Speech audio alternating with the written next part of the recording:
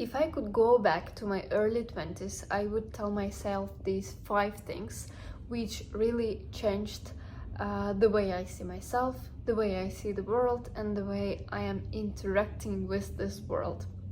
These 5 things I learned from the years of therapy, and now I'm gonna tell it to you. My name is Katrina, and this is You Project. We talk here about psychology, about awareness, about self-presentation. If you ever wondered what therapy teaches you, this video is for you. Let's go.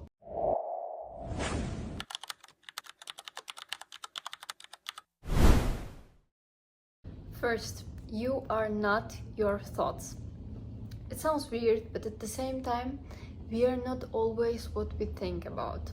The main idea here is to pause and think, is it something true or it's just a familiar thought? It's the thought which is always, cooking in my mind. The therapy teaches you to take a breath, to hold a pause, to analyze your thought, and to not be impulsive. When you are able to manage your mind, you are able to clearly see the world. And this is one of the best skills which allows you to live not toxic life with yourself first, not even talking about other people.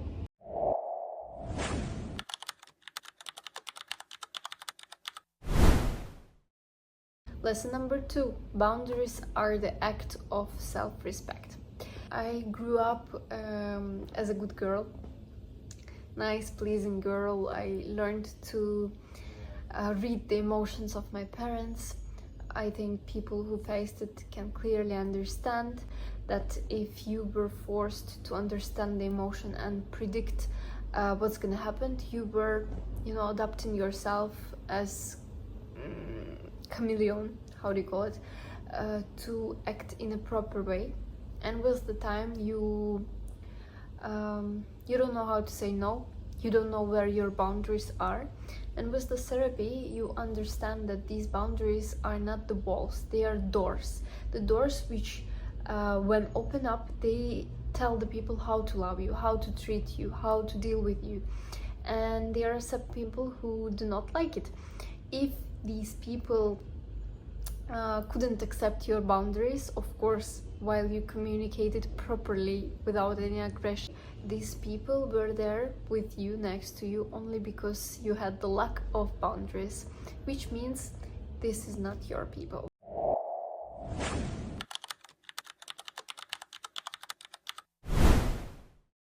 Lesson number 3, your emotions do not need fixing.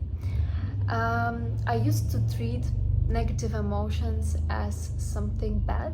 I used to fight them. I used to wish not to have them. But with the therapy, you learn that your emotions are like messengers. They are just signals of the thing you have to look at. Take it in this way. If you feel something, you rather stop and ask yourself, what am I feeling? What does it tell me? What it triggers in me? Why did it happen? Is it a real fact that something has happened and I have to face it, or it's my inner emotion and I have to deal with it? So in this way you actually heal. You don't try to fix yourself, you don't try to fight your emotions, you just listen and you react.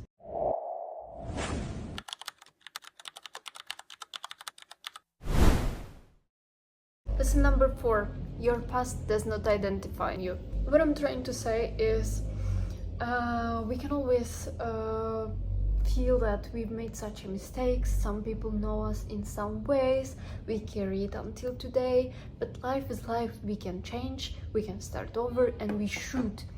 The main idea here is to know your preferences, what you like, what you don't like, what you want, what you don't want, what triggers you, where you're going. I'm talking about it in the context of everything: your professional life, your way of choosing your friends, your way of choosing your partner.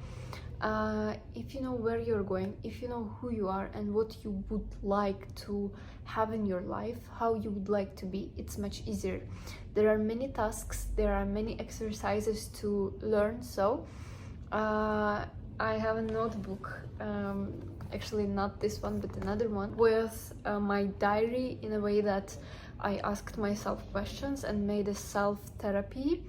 By answering these questions, you are getting closer to yourself, to understanding how you are, what you want from this life, and if you're interested about it, let me know in the comments. Maybe I can tell you about it in the next videos.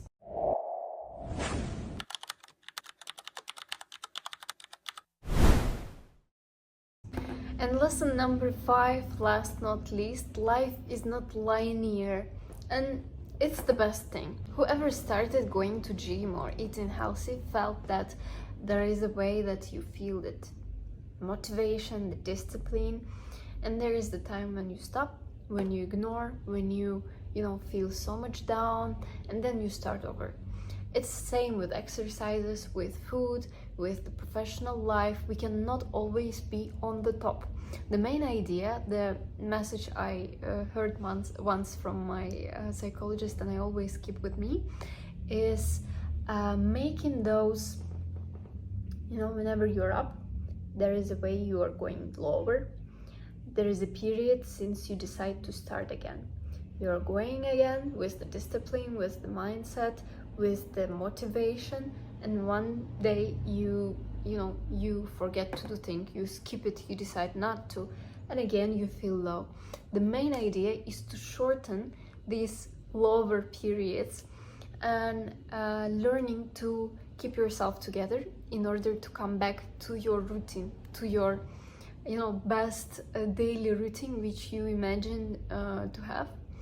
And there are also practices for this, but what I'm trying to say that you can't just fix it once. It's a long way process, it's the life process, and the main idea here is to train your mentality, to train your psychology, to train your discipline in order to come back again and again and get on track. I hope this video was useful to you. I'm sorry for the microphone. I decided to make this video so much suddenly. I didn't have it with me. I hope it was useful.